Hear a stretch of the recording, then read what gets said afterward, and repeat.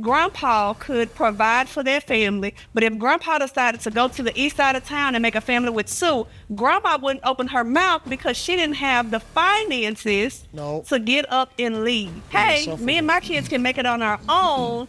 I'm gonna get up, I'm gonna leave. But I tell people all the time, life is too short to be anything but happy. I was married, I'm divorced, thank you, Lord. He got the dead weight up off of me. Late 80s, early 90s, I watched people work to get it right. I ain't never hear no woman talking about, well, I'm worried about my happiness and all this. Man, that shit is bull. But that happiness, it is such an illusion that I feel like has been created through the realms of social media and hot girl rappers giving y'all that mindset, oh, I gotta leave for my happiness. What about your duty? You laid down and had a baby with that man, he ain't whooping your ass. He is not abusing you, he is helping you out.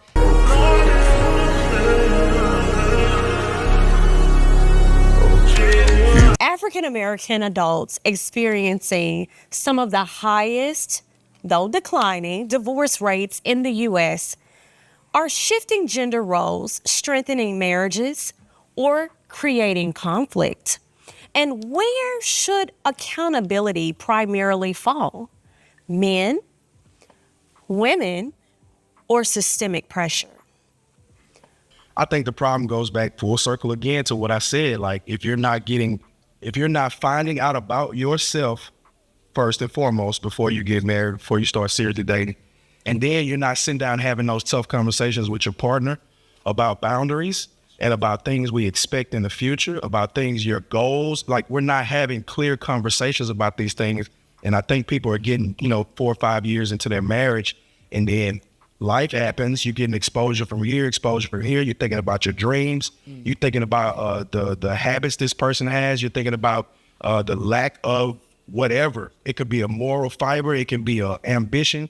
You're seeing these things, but you didn't identify them before y'all decided to get serious. So everybody is acting off love, and love is a beautiful thing.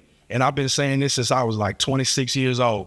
Man, love cannot be the end all be all. It just can't be, because it's strong, and I never want to undermine or degrade or belittle love, because I am a big advocate of love. I embody love, you know what I'm saying? I'm a lover man, you know what I'm saying? I'm a lover boy. But love is not going to fix it. That's fair. So we're not preparing ourselves for marriage enough. So then when life throws these curveballs, or when you see a fine chick walk by, you like, damn, am I attracted to that? You 5 years in. Yeah, I like where you're going with it. I like that you talked about, love is not the biggest thing in the foundation. But I also feel like the divorce rates are higher now than back then. And people have said it on social media, how the grandparents had marriages.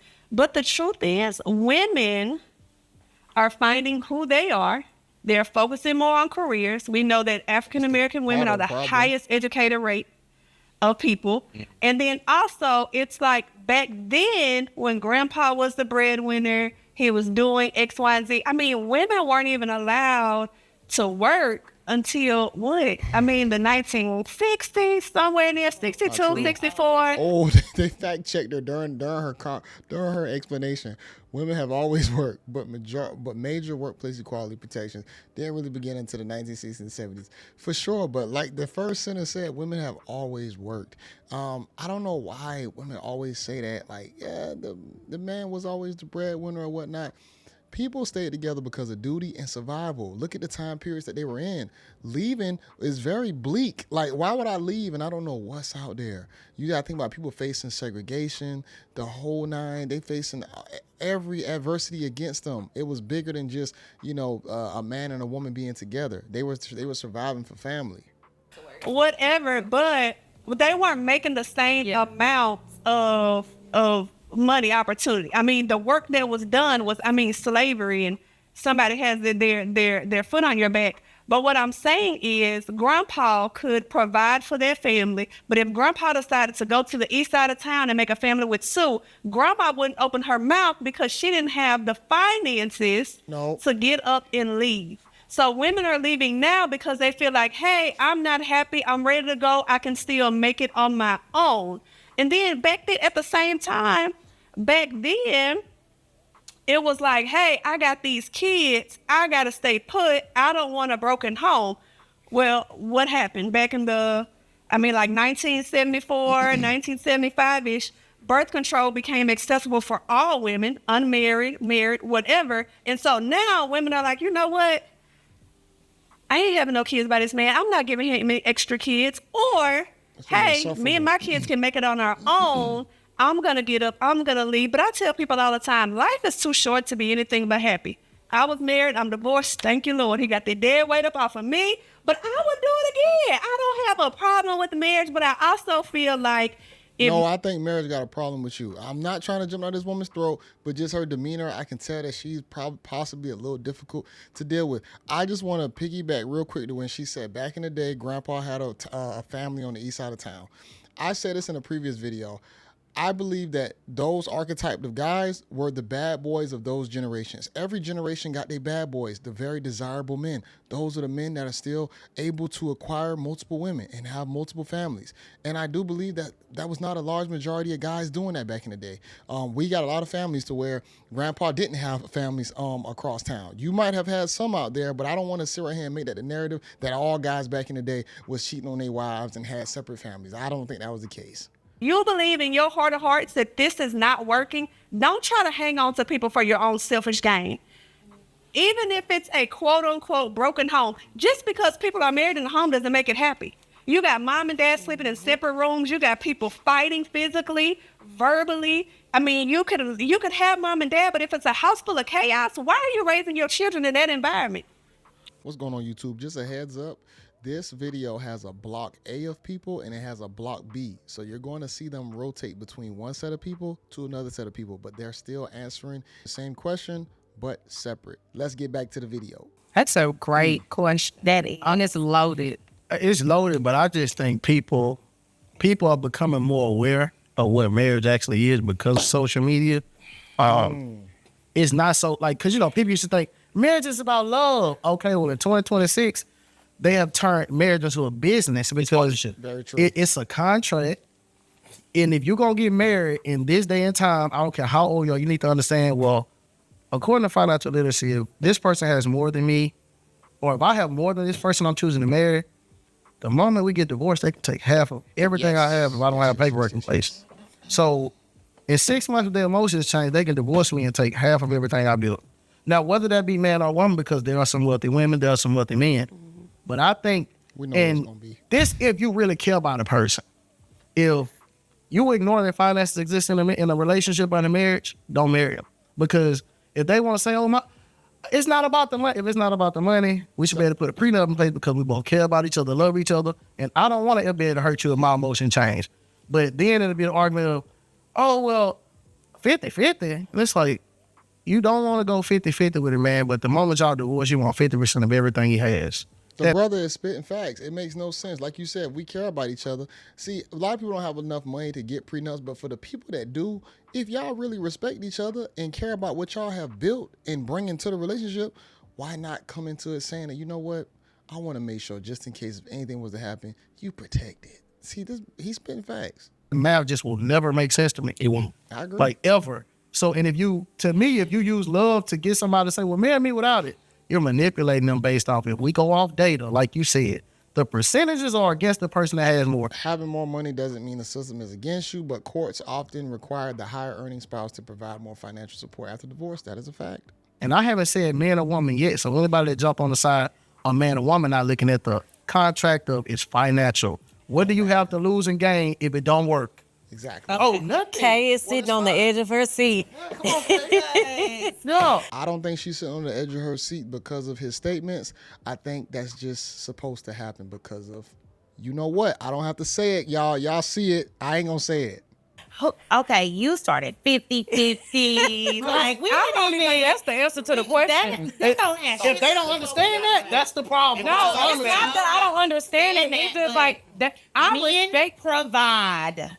Well, no, like that don't. Men so, just provide. That's it. That's it. That's not all that they do. Okay. But what I'm just telling you is a man provides. Okay. Now, what I'm not gonna say is I'm gonna tell you is that a woman should be able to bridge that gap when that provision is not there. Should. Help my water. But that man, to be a man, he got to provide. That's based on What does that mean though when you say provide? What is he providing? Because he can give you the bare minimum and y'all still shame that guy. The bare minimum is only necessity for you to live. Just for you to have food and shelter. But guess what? If it ain't good enough, he can't provide enough. He ain't no real provider. What do you want?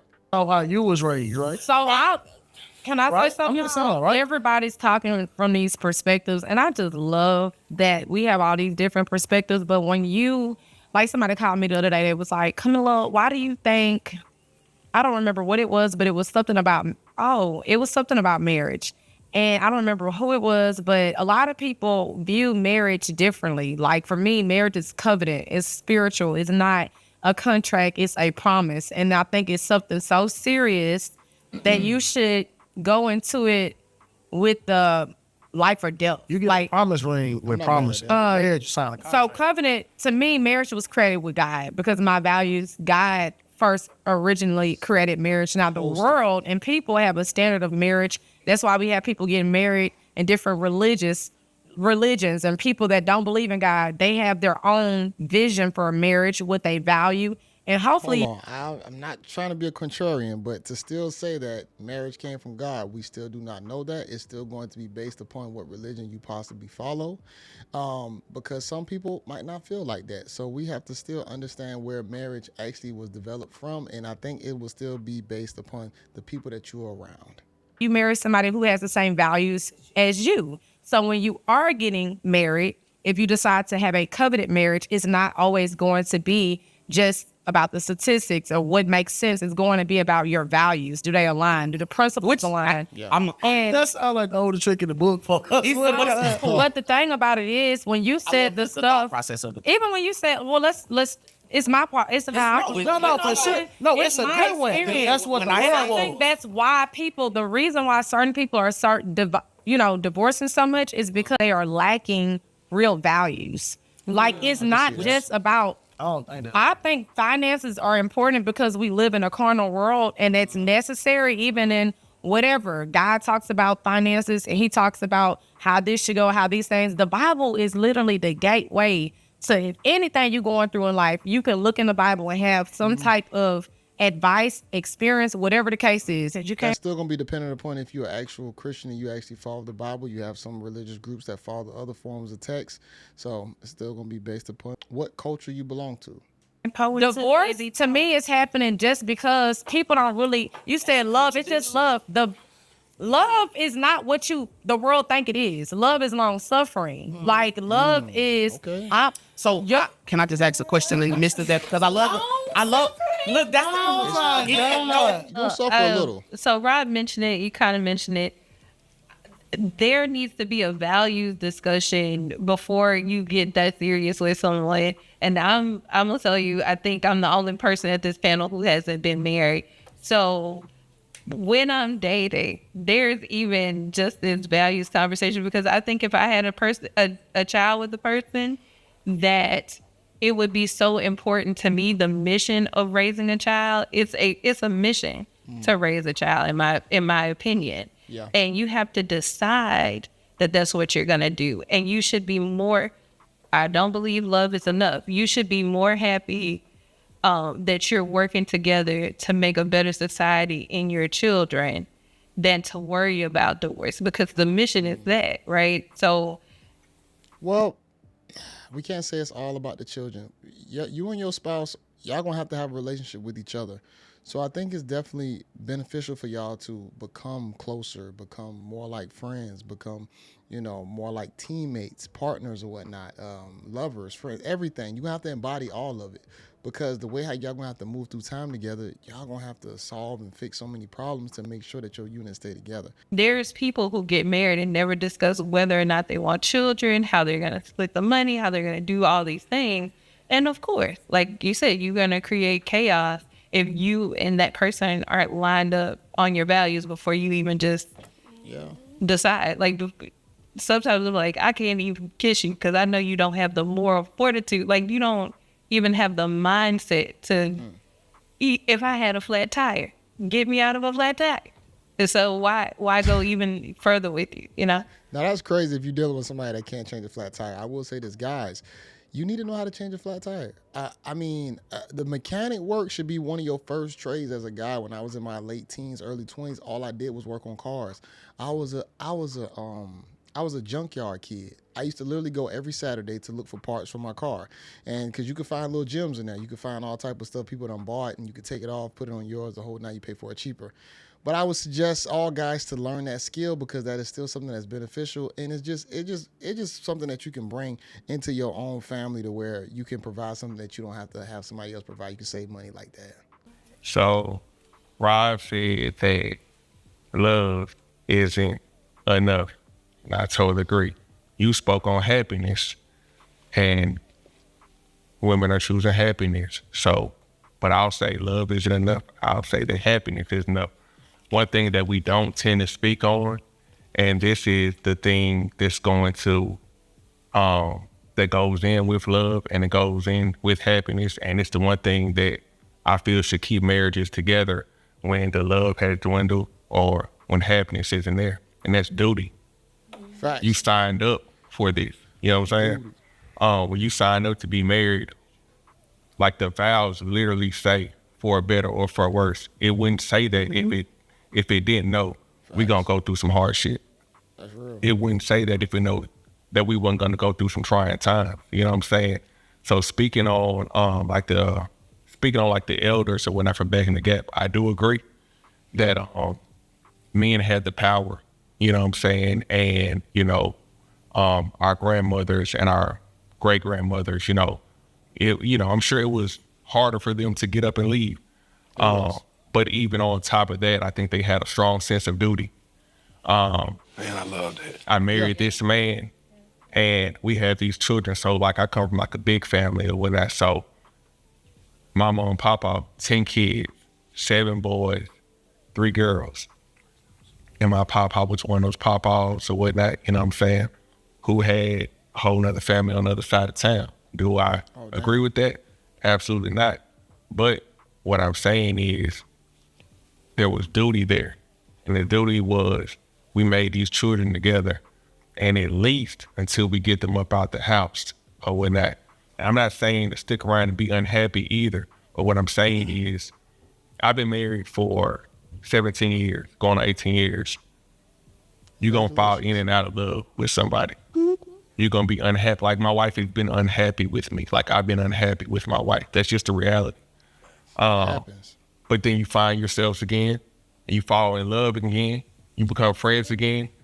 And that's what we signed up for. So I know that happiness is cool. And I know that being in love and, just the feeling of it is really cool, but nothing outweighs duty. And whenever you signed up for those vows with that person, that's literally what you signed up for. And no matter what happens, whether it be the man asking for the divorce or the woman asking for the divorce, you're breaking those vows and you're saying that I don't owe you duty anymore. And I just don't agree with that. Unless harm. There's always, Sure. You always see, but why she got to be the one to try and bring up the exception? Unless you always want to weigh out. You always want to weigh out. Why can't you just listen to what this man said and just say, damn, that was amazing? He coming from a place of experience. He's been married for almost 20 years. And he told you it's ups and downs. Sometimes they fall out of like and dislike with each other. But it's going to boil down to how well can you grow and change with your person. The biggest thing is people got to adapt change and stop focusing on everything being happy. You need to get a good unit of family around you. That's why that's going to matter about who you pick and how their family structure set up, who they got around them. Because if people trying to find happiness within you, that's going to be a dangerous game you got to play, because I'm not a goddamn clown at a circus. I cannot make you happy all the time. You're going to have to take me for the things that I need and necessary to do for you, but to be your happy pillow, I can't do it all the time. It's gonna be moments where you're gonna dislike me, but I'm trying to make a decision that's best for us. You gotta throw that in there. If it's abuse and all that, that's totally different. That's not even a conversation we talking about. No. Sure. But just petty stuff, I think that people should be able to work through that. Okay, I watched a clip from Michelle Obama. And she talked about they had been married for like 10 years. And she was like, I don't wake up every day liking him. But she said, I remember that it was like, like, yeah, but I'll choose him again. Like, I remember the days where I would be like, hey, I've been rocking this baby for 8 hours. You get off work and you want to go golfing. You know, and she would be like, oh, I'm so angry. But then she looked at it like, man, this is my person. I wouldn't rather spend it with anybody else. That's powerful. And it was like, man, 10 years later, you're weathering the storm and you're like, I'm back in love with my husband again.